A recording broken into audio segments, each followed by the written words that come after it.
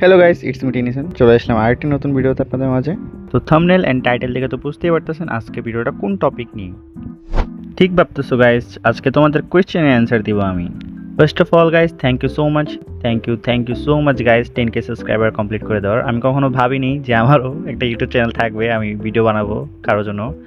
তো বেসিক্যালি আপনাদের জন্যই ভিডিওগুলো বানাই, শেষ পর্যন্ত দেখবেন আশা করি। তো অনেকের কমেন্ট মিস হয়ে যেতে পারে, তো তার জন্য ক্ষমা দৃষ্টিতে দেখবেন আমাকে। তো আমাদের ফার্স্ট কোয়েশ্চেন হলো যে আমার নাম নাইম উচিহা কেন। বেসিক্যালি আমার নাম নাইম খান, আমার ফেসবুকে নাইম উচিহা দেওয়া কাজ আমি শুরুতে একটা অ্যানিমে দেখতেছিলাম যেটার নাম ছিল নারুতো। তো ওখানে আমার উচিহা ক্ল্যানটা অনেক ভালো লাগছে, তাই ভাবলাম ফেসবুকে নিকনেম নাইম উচিহাই দিয়ে দিই। সেকেন্ড কোয়েশ্চেন হলো আপনার কি ভাই আপনার এজ কত আর আপনার গার্লফ্রেন্ড আছে, আর একটা কথা আপনার বাসা কোন জায়গায়। আমার এজ হলো 21, আমার গার্লফ্রেন্ড আছে একটা, আর আমার বাসা হলো বরিশাল। নাও থার্ড কোয়েশ্চেনে যাব। তো এখানে জিজ্ঞেস করছে ইউটিউব জার্নি কীভাবে শুরু করছো। হ্যাঁ, এটা একটা ভালো কোয়েশ্চেন। ইউটিউব জার্নি আমি আসলে একদিন একটা ভিডিও আপলোড দিছিলাম, আমার ইউটিউব চ্যানেল এটা ছিল, বাট এটাতে আমি আমার আগে একটা গেম ছিল ক্ল্যাশ অফ ক্ল্যান্স, অনেকেই খেলতে হয়তো, ওজি একটা গেম। তো এটা আমার ফার্স্ট অনলাইন গেম ছিল ক্ল্যাশ অফ ক্ল্যান্স। তো আমি এটার আগে ভিডিও ছাড়তাম আমার ইউটিউবে, মানে ইউটিউব চ্যানেলে ছাড়তাম আগে, বাট তখন গেমটা কাইন্ড অফ ডেড হয়ে যায়, এরকম রেসপন্স থাকে না। তো আমি ইউটিউব চ্যানেল অফ করে দিয়েছিলাম। দেন টুর্নামেন্টে তো মোটামুটি আমার নিউ ডিভাইস নেওয়ার পর হাইলাইট টাইলাইট বানাইতাম। দেন এফপি গ্রুপ যে ছিল আমাদের স্পোর্টস গ্রুপ, ওখানে ছাড়তাম। তো ওখানে দেখতাম অনেকেই দেখতো, লাইক টাইক দিত বা কমেন্ট করতো, তাই ভাবতাম যে একটা কাজ করি, একটা ইউটিউবে মানে আমার যে চ্যানেলটা ছিল এটাই ছাড়ে দেখি কীরকম রেসপন্স আসে। তো ফার্স্টে কয়েকদিন দেখছিলাম যে রেসপন্স ওরকম নাই, মানে কত এই 7 দিনে নাকি 5 দিনে মনে হয় 700 নাকি 500 ভিউজ ছিল।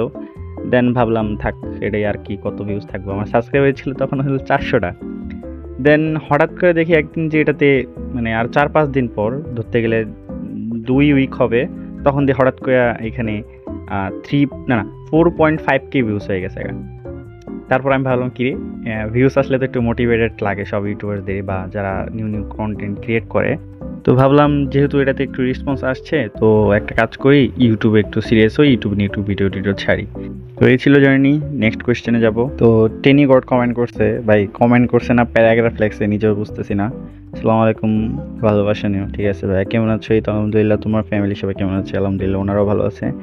তোমার জার্নি ফার্স্ট থেকে টুর্নামেন্ট জার্নি ফার্স্ট থেকে এরকম। আচ্ছা, একটা কমেন্টে মানে একটা কোয়েশ্চেনই পিক করলাম আমার টুর্নামেন্ট জার্নি নিয়ে।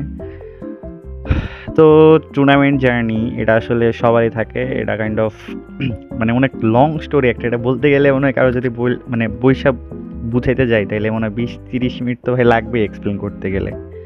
বাট শর্ট টাইমে বলি যে শুরুর দিকে ভাই সবাই আর আজকে হইতে আমরা হইতে এক্সে হইতে A to Z যত টিমসরা আছে, শুরুর দিকে স্ক্রিমস অথবা ছোট ছোট যে টুর্নামেন্টগুলো থাকতো 2, 3, 4, 5 এরকম টুর্নামেন্টগুলো খেলতো আর কি।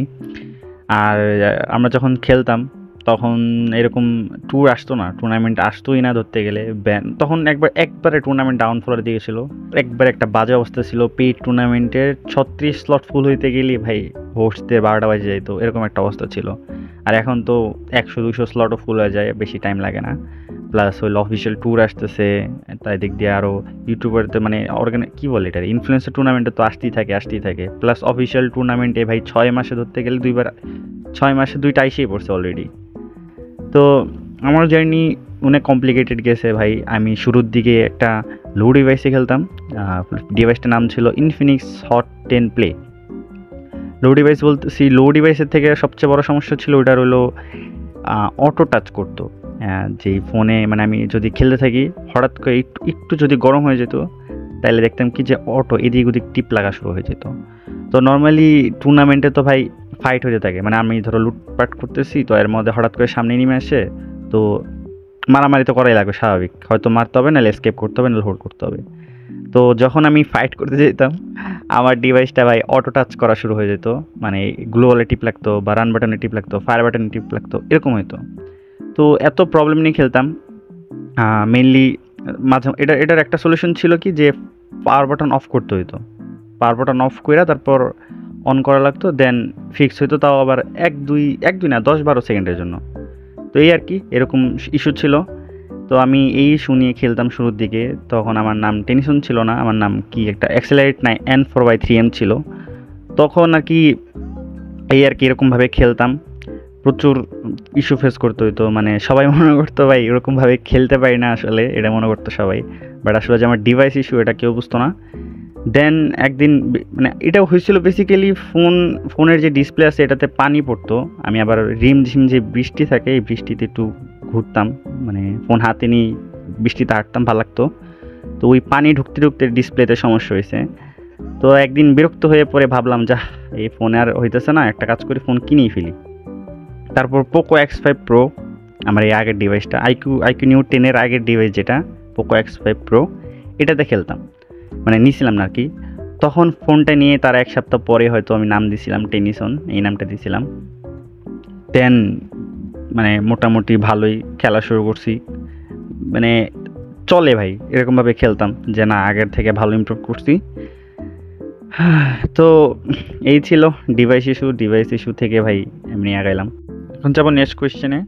ভাই বাসার সবাই কেমন আছে? আলহামদুলিল্লাহ ভালো।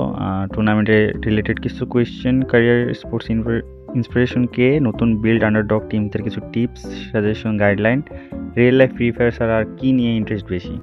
স্পোর্টস ক্যারিয়ারে ওরকম ইন্সপিরেশন নাই কেউ বলার মতো।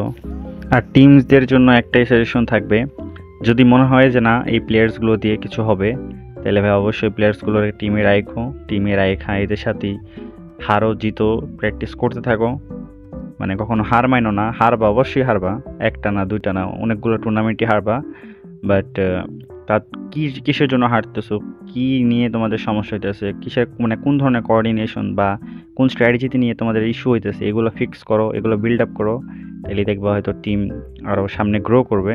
এটাই আমার একটা গাইডলাইন বা সাজেশন হিসেবে আমি বলবো। আর ফ্রি ফায়ার বাদে আমার মুভিজ, গান, তারপর হলো স্পোর্টস, এগুলাতে ইন্টারেস্ট ভালোই। মানে বেসিক্যালি সব কিছুতেই, মানে আমি যেটাই দেখি আমার ওইটাই ভালো লাগে, সব কিছুই করি আমি। রান্না হইতে ফুটবল খেলা, ক্রিকেট খেলা, তার ব্যাডমিন্টন, মানে যা আছে দাবা সব। নেক্সট কোয়েশ্চেন হলো এক্সেলারেট টিমের জার্নিটা শুনতে চাই, আই হোপ আমার কমেন্টটা ভিডিওতে নিবে। এক্সেলারেট জার্নি নিয়ে এতটুকুই বলতে চাই, এটা আসলে অনেক প্লেয়ার্স চেঞ্জ হয়েছে এক্সেলারেটে। তার মধ্যে অন্যতম একটা জিনিস হলো যে আমি এই টিমটা অনেক আগের টিম, লাইক অনেক আগে, ধরো 2-3-4 বছর তো হয়েছি মিনিমাম। তো অনেকে থাকলে ভাই 1-2 বছরই হয়তো অফ করে দিত, এত প্লেয়ার্স ইস্যু গেছে আমাদের। বাট আমি কখনো টিম অফ করিনি, প্লাস আমি কোনো টিমে যাইনি কখনো। আমি নিজেই ধরে রাখছি টিমটারে, লাগলে নিউ প্লেয়ার্স, আন্ডারডগ প্লেয়ার্স যেগুলো আছে আর কি, ওদেরকে ধরে আইনা ওদেরকে কোন ভুল আছে কেমনি কি মানে আছে না, যেভাবে নিজের মতো সাজায় আর কি খেলা ট্রাই করছি। তো কখনো প্রাইম ফর্ম গেছে, কখনো ডাউনফল গেছে, বাট টিম কখনো অফ করিনি, কন্টিনিউ রাখছি, প্লাস স্টিল আছে। দেখি একটা অফিসিয়াল টুর্নামেন্টে কিছু একটা করব, দেন লাগলে টিম অফ অথবা গেম ছাড়বো, এর আগে না। নেক্সট কোয়েশ্চেনে যাই। নেক্সট কোয়েশ্চেন হলো টুর্নামেন্ট থেকে কেমন ইনকাম হয়, এক মান্থে হাইস্ট কত পাইছেন? আসলে ওরকম অ্যাকচুয়ালি টুর্নামেন্ট বেসিক্যালি যারা খেলে রিসেন্টলি শুরু করতেছে বা অনেকে শুরু করবে হয়তো, তোমরা কখনো টাকার দিকে তাকায় টুর্নামেন্ট শুরু করো না বা ওই আশায় টুর্নামেন্ট স্টার্ট করো না। তোমরা যতটুকু পারো তোমাদের একটা এইম রাখো যে না এটা করার পর আমি লাগলে গেম ছাড়বো, এরকম একটা ডেডিকেটেড থাকো, তাহলে হয়তো কিছু একটা করতে পারবা। বাট কোয়েশ্চেন যেহেতু করছে অ্যান্সার দিই।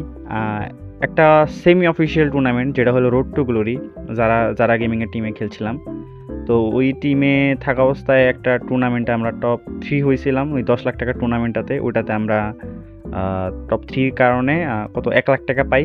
তার মধ্যে আমার ইকুয়ালি পরে 25,000।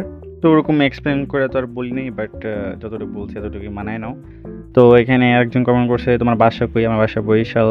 তোমার এজ কত? 21। তোমার ফ্যামিলিতে কয়জন? 4 জন আমরা, 2 ভাই আমরা আর আব্বু আম্মু। তোমার ফ্যামিলি তোমাকে সাপোর্ট করে? আমার ফ্যামিলি আসলে আমাকে বলতে গেলে সাপোর্ট করেও আবার করেও না, মানে এরকম আর কি, যে কিছু বলেও না এরকম আর কি, মানে যে আমি ভিডিও বানাইতেছি রাত জায়গা আমার কিছু বলতেছে না, তারপর হইলো আবার কিছু মানে উৎসাহ দিতেছে না যে হ্যাঁ বানা মানে এরকম আর কি। মানে করুক, যেটা করতেছে করতে থাকুক, এরকম আর কি, ডিস্টার্ব করে না। কারণ আমি আমার টাইম মতো স্টাডি করি, যখন আমার পড়ার টাইম হয় আমি পড়ি, টুর্নামেন্টের টাইমে টুর্নামেন্ট খেলি, আর ভিডিও বানানোর টাইমে ভিডিও বানাই। জাস্ট একটু রাত জাগি দেখে আমাকে একটু বকে বা মানে বলে যে রাত জাগিস না, তুই লাগলে দিনের বেলা কর বা রাতের বেলা কর, বাট একটা লিমিটেড টাইমে, যেমন 1টার দিকে ঘুমায় যা, বাট আমি 4টা 5টা পর্যন্ত 6টা পর্যন্ত জাগি, তো এই কারণে একটু বলে। তো গাইস এই ভিডিওতে এতটুকুই, দেখা হবে নেক্সট ভিডিওতে। Until then tata bye by.